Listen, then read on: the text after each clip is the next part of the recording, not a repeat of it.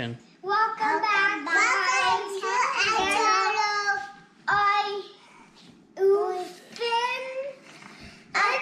one week old and look at our habitat. It has humidity.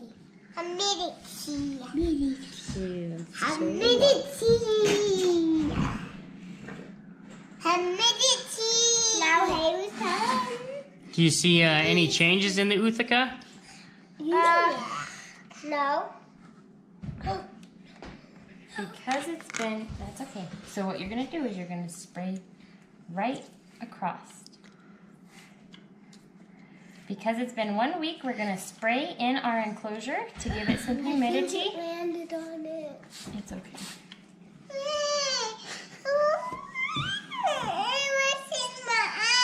I'm sorry. Really sorry, Hannah.